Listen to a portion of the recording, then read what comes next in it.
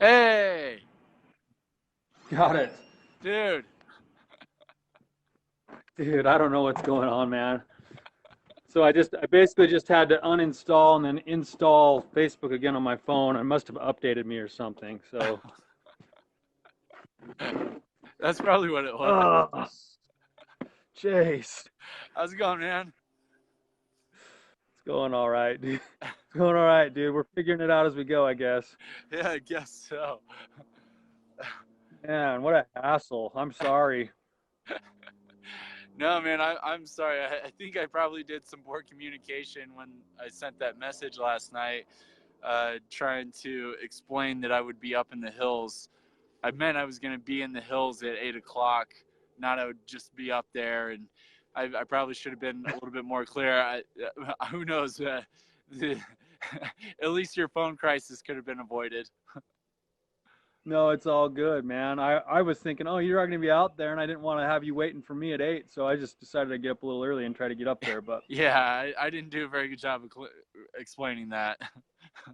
no, it's all good. It was actually really nice. I found a nice little spot and I was like all excited, thinking, "Oh, this is gonna work out good." And then as soon as you called, my phone like literally the number jumped. It was like at 70%, and all of a sudden it was like 3 and then it just shut off. I'm like, "Oh, like so Dude, I know what that feels like. I've had that happen plenty of times. So yeah.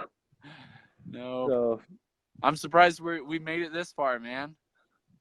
yeah, at least we got something going now. Yeah, that's dang right. So you look like you're in a beautiful spot. I am. So I'm actually up in up in Iona, just up by the. Let's see. You can kind of see some of The the windmills. yeah, windmills and stuff going on back there.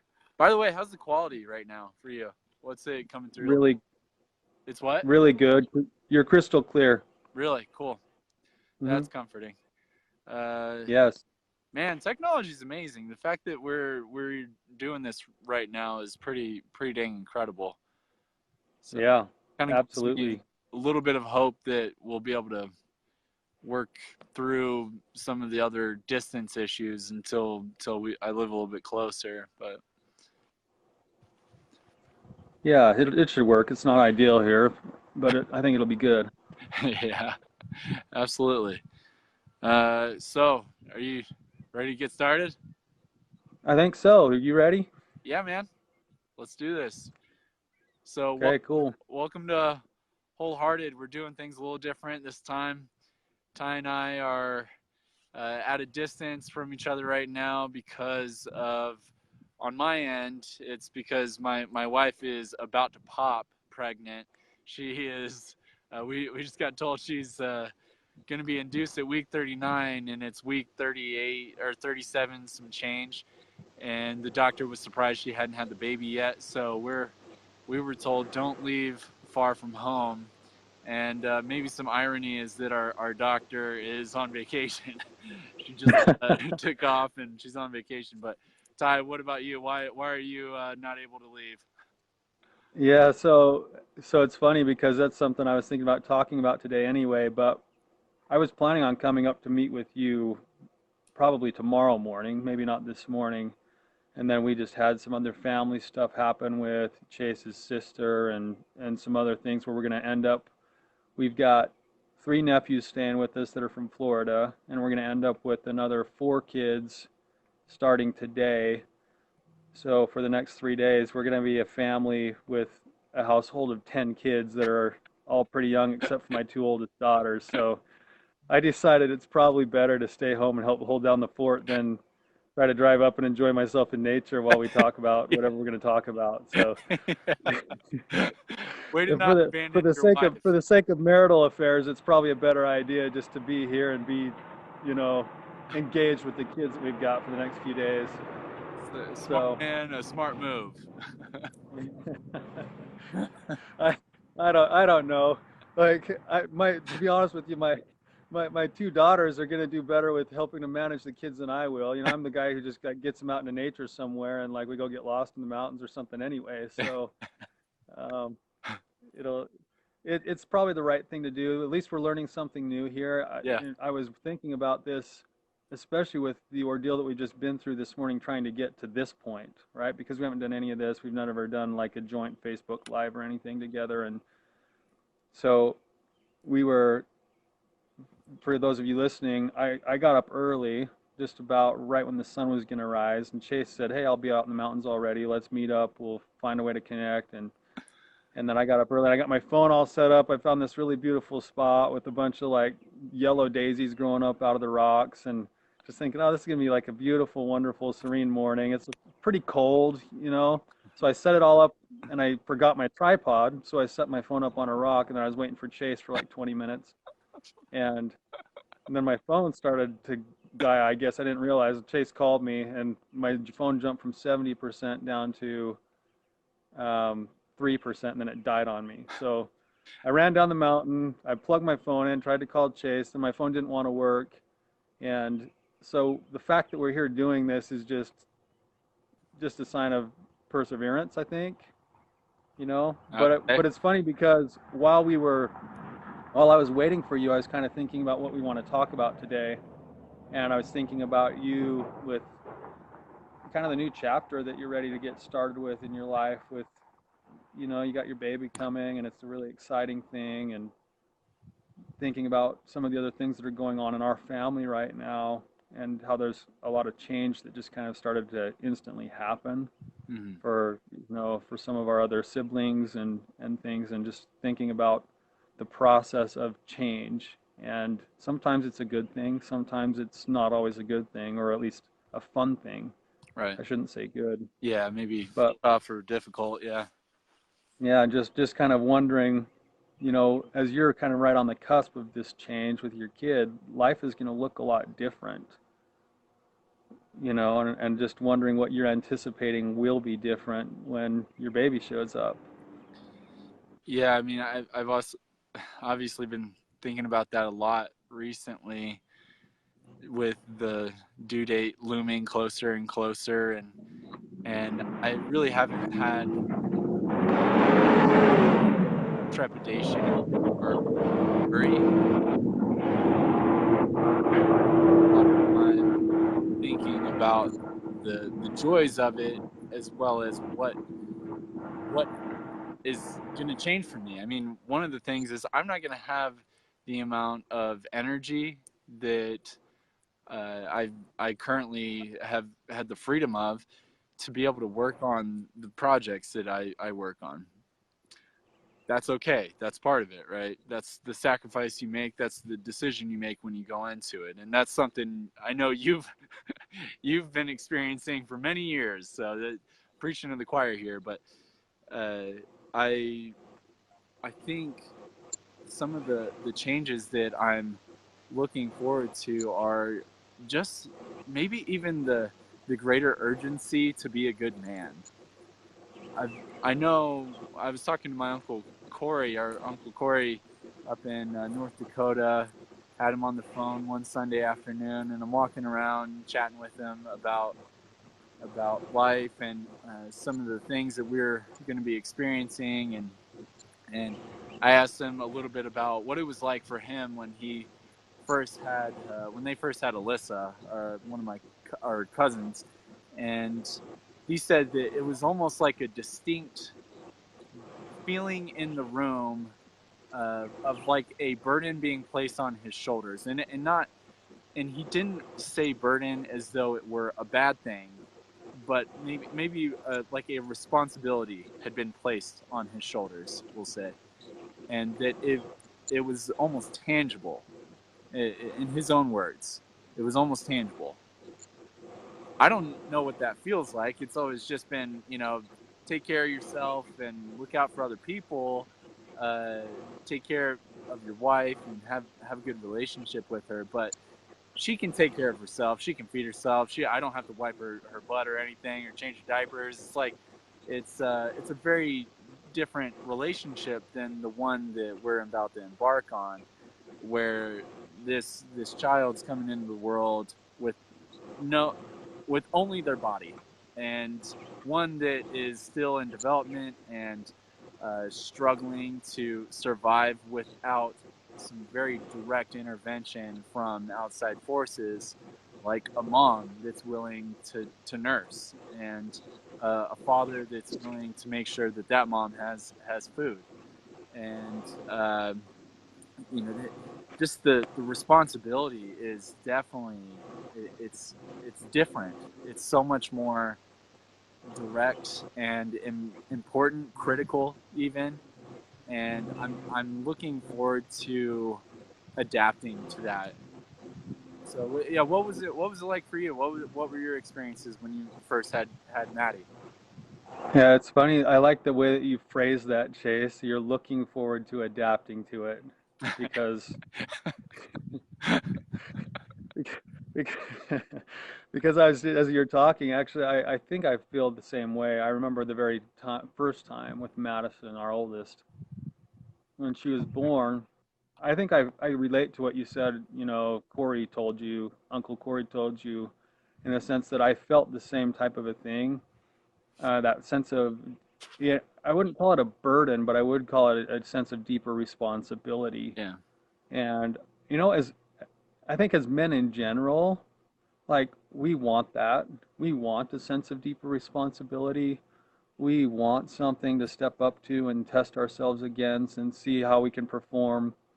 And even though when you look at the changes that come into having a new child come into your family, you have a greater sense of pressure to provide physically and temporally for that family, for your wife and your child, even more so than when it's just you and your wife. It was for me. I remember putting Madison in the car seat the day after she was born to take her home, and it took me like 30 minutes to set up the car seat because it had to be perfect. And then we got in the car, and we lived about 5 to 10 minutes from where the hospital was at, and it took me like 25 minutes to get home because I was stopping like extra long at every stop sign and just like worried about my daughter. Like all of a sudden, everything changed in my car. Like I'm like somehow I'm going to be less safe driving, so I've got to slow down. And yeah, it took a few days just to kind of have that change, but the change into having a child is so rewarding.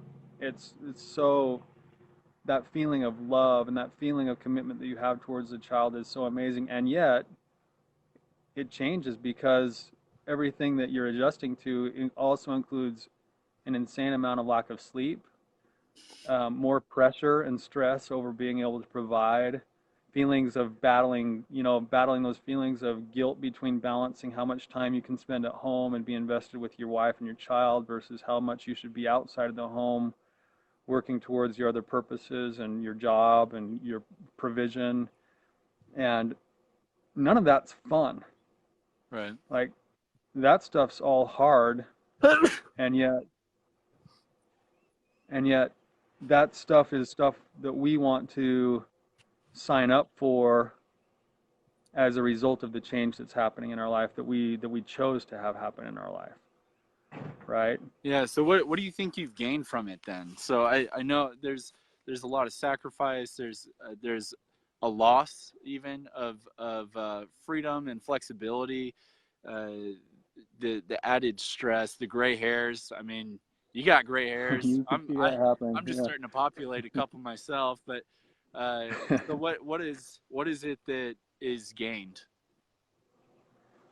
Yeah, I think for me with this change, and I think we're talking about having a child, but it could be with a lot of other different kinds of change. I think I read a quote just this morning actually by Pima Chadron, who, for everyone listening, if you haven't read any of her books, she's a phenomenal author, and she she's just really good at this kind of a concept. And the quote that I read was, it said, if you are invested in let's see, if you are invested in stability and consistency, you're on the wrong planet. And I thought, yeah, that's right. Like we, as much as we try to set everything up and be secure in our life, and all of us do this, right? We all set up this feeling of security, like consistency, security. What we're really doing is we're playing a shell game because something is going to come along and change it. And and there is a benefit in the nature of change itself that causes us to stretch and to grow. And I'm a far better man today as a result of the change of having children, let's say, since that's what we're talking about, as a result of not knowing everything that was going to come and signing myself up to go through it. Yeah. And I'm now more patient, I'm more invested, I'm more committed.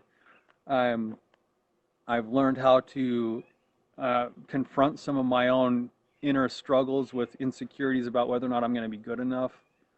And I've come out and I continue to come out on the other side with the answer that yes, I can still be better. And no, I already have what it takes. More confidence.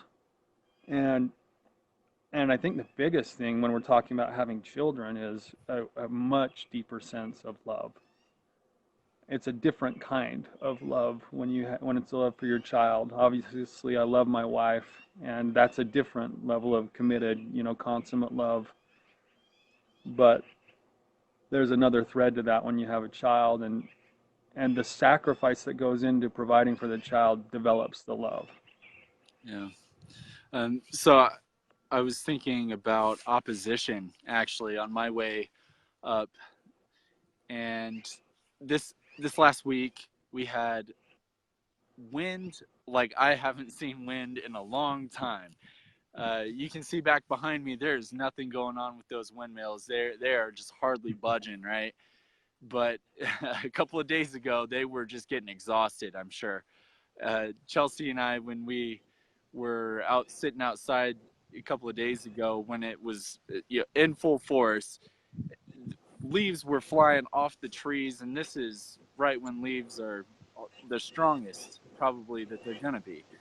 Um, and I rode my bike home during it and had a headwind that was hitting me directly on for some of the time, and then it would hit me from the side for some of the time, and then it would come from this side, and it just seemed like there was no way for me to anticipate what was going to happen. And then there would be times where it just kind of died down, went flat, and I was like, oh, okay, I'll pick up my speed. And this is me on a sidewalk. I've got about a 2 mile straight ride home from work, and about 7 o'clock. And as the wind is hitting me, it's pushing me off the sidewalk, not into the road, thank goodness, but off into the grass, the gravel, whatever is there. Maybe it's a fence or a telephone pole. But there were a few times where I had to slam on the brakes and try and brace myself because I was about to get blown away, or at least knocked over. And it made it really interesting, that ride home. And I thought a little bit about opposition. The the ironic thing is, you sent me a quote yesterday for give me a boost, our little post that we're doing with the quotes, and it was about opposition. And maybe, do you want to go ahead and reference it now? Do you remember what the quote was? Yeah, so what was the one that I sent you yesterday? It's I was from filtering through a Franklin whole bunch of Roosevelt. quotes. What? Say it again. Yeah, so it was by Franklin D. Roosevelt, and what did I say? I can't remember. I actually can't remember which one I sent you because I read through so many of them. Yeah.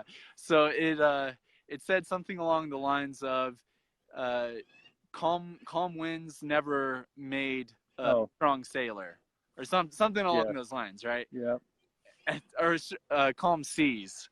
So for me, it was strong winds made me a better biker. I was able to learn a little bit about biking and chaotic winds. And anyway, that That's ties funny into, that you had wins the same day that I sent you that quote. yeah, try maybe be a little bit more mindful of what you're sending me. But what about something about peace and tranquility this next week? How about that? Yeah, but I think the point of this whole message today is that that's not what life's about. Right. Like, it's okay. We want to have some peace and tranquility, and that's what we're working towards in our life. But the way that we find it is by accepting that you're going to have strong winds, Right. and you're going to have some strong winds with that baby coming. I promise you, Oh, emotionally, all absolutely. sorts of change. But it You know, that's one thing that it does offer, though, is it provides an opportunity for an immense change. So this last week, I part of the reason I was thinking about opposition because there's some people in our church right now that are experiencing a lot of opposition, a lot of hardship, things that I don't know how what I would do if I were facing them personally. One of one of them in particular, and I'll keep him anonymous, but kind of reference a couple of things that he's going through. He he's got health issues. He's got rheumatoid arthritis. He's got an infection from treatment that he's been receiving. He got a steroid shot in the spine, and he got an infection from that. His feet are Gee. swelling. His eyes are bulging. When he wakes up in the morning, he's in a ton of pain.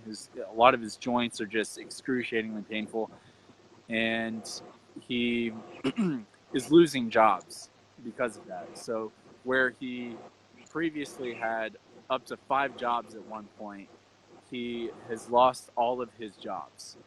Oh, well. He can't physically function or keep up with them. So that's one thing that he's going through right now. He he's a divorcee. He's got a few kids that a few of them have had lots of trouble with juvenile problems with drugs and serious drugs, not the petty stuff, not weed, serious drugs. Have been in and out of juvie and and constantly in trouble with the law. So that's another element that he's facing even right now. More than that, some deeper emotional trauma that he's gone through. 2 years ago, he lost his dad. His dad passed away Jeez. in a situation that possibly could have been prevented. His brother, one of his brothers, passed away, and it appeared to have been a suicide. A third, another brother passed away. He was so broken up over some of the emotional things their family had gone through that he got drunk one night. He ended up getting locked out of his trailer, and this is back in February. He froze to death Oh my God. underneath his trailer, and there was a note that was left that was saying expressing sorrow for some of the things that he had done, similar to a suicide note. So you're anticipating being found. I don't know the exact conditions, but um, anyway, so a lot going on. That was fairly recent, and then this poor man is going through all these health problems, and I just look at all the opposition that he is facing, and I think, how do you get through something like that? And this is where I want to bring up God and talk about how the change that takes place within us can only happens because of God, and and the if we go through hardship but we never seek the change, we never turn to God, I don't think the change occurs. I haven't seen that, but alternatively I have seen where immense trials and trauma that people go through, they turn to God and receive peace and grace and hope and direction and comfort, and it's healing, and more than healing, it's strengthening. So, do you have any thoughts on that? Yeah, I feel the same way, Chase. People sometimes don't like that idea of God gave me this because how could a loving God do this to me? And I'm not sure God says, all right, I'm going to curse this guy with all these deaths and all these Right. physical healths, and that way and that way I'm doing that on purpose because I love him.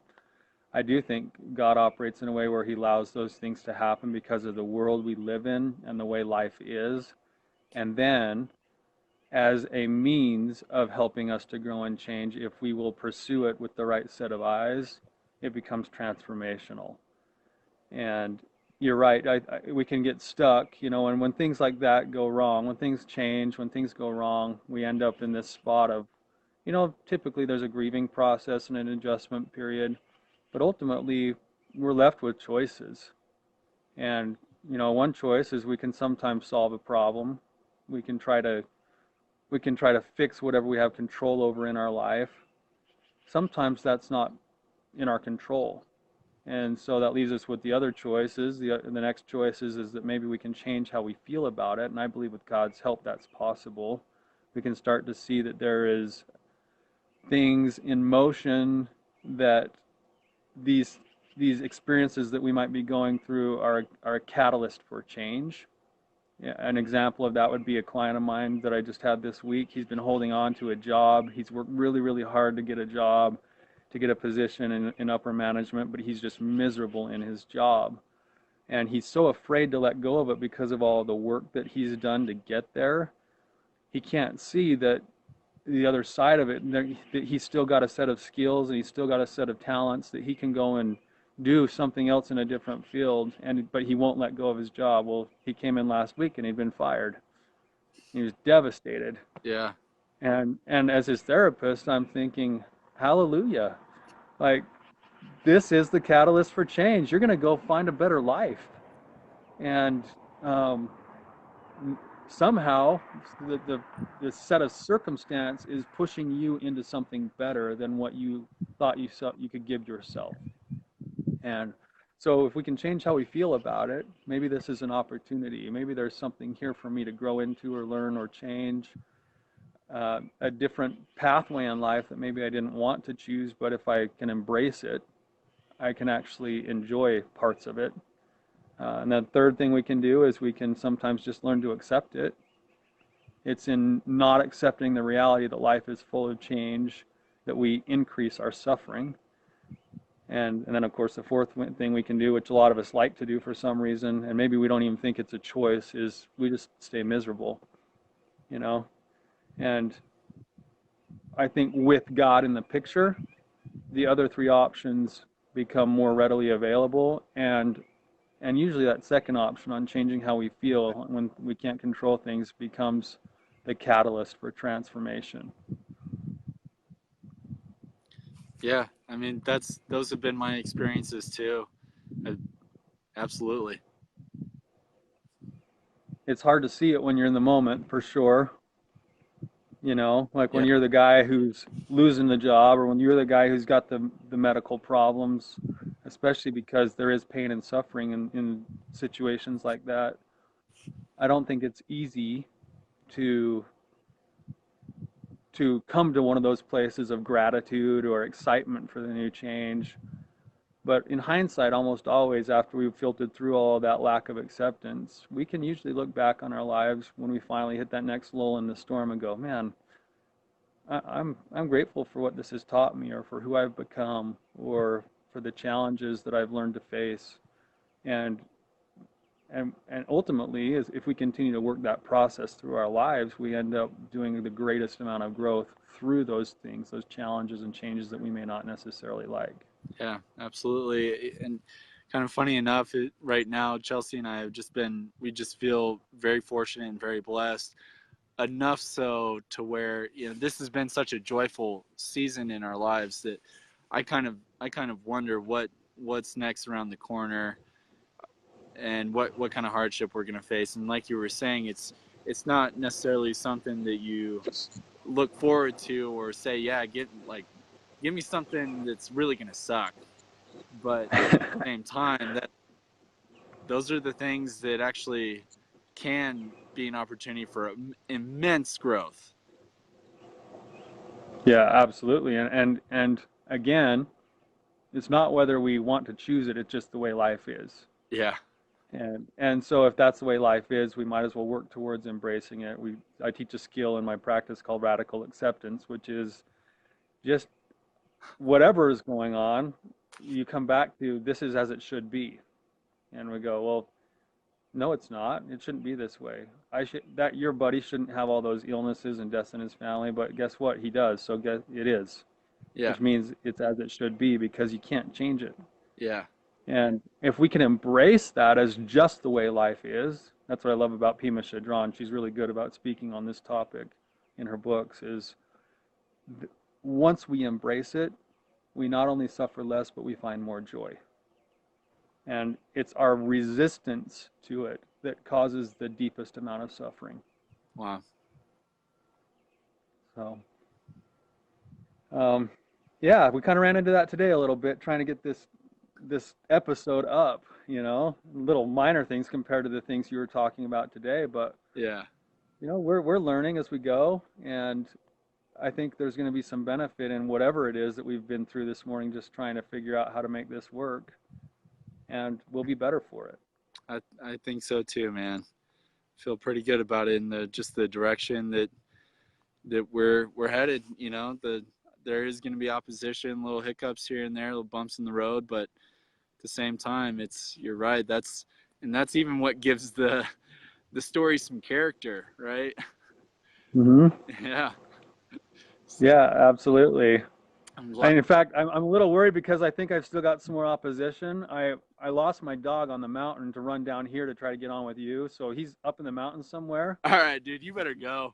But but he'll come home. But my worry is that as I was hiking out of the mountain, I got I got a really thick scent of skunk, and I'm afraid that my dog's going to come home smelling like a skunk. So let's just hope that, like, let's hope for a tender mercy that I don't get that opportunity to figure out how to get skunk smell out of a dog. You know. That could be educational for everyone in the house. So you got about 10 kids that are gonna learn about Oh man, cleaning a dog. my wife is so mad. She's like, "Where's the dog?" I'm like, "I don't know. Hopefully he'll be home in an hour or so, but be ready. Don't let him in because he might have gotten sprayed by a skunk." And she was just like, she's like, "Tyler, what are you doing? Like, go get your dog." Like, so Oh man, what a story! That's great. yeah, we'll find out. We'll find out what happens. Look, you guys keep your fingers crossed that he didn't run into that thing. Yeah. So Oh man, that's hilarious. All right. Well, that's all I got, man. You need to get out there. yeah, sounds good. I'm gonna go try to find him before either the dog catcher gets him or I don't know where he's disappeared to. So, All right. I'm gonna Chase, soak thanks, up man. some of the sagebrush smell a little bit longer. It's pretty nice. Way better than You look skunk. like you're in a beautiful spot. It's kind of an interesting thing to have that kind of countryside with the windmills in the background. Yeah, So, that's enjoy, nice, blissful. en, enjoy the scenery, man. Have a good day, Chase. Thanks. We'll see you.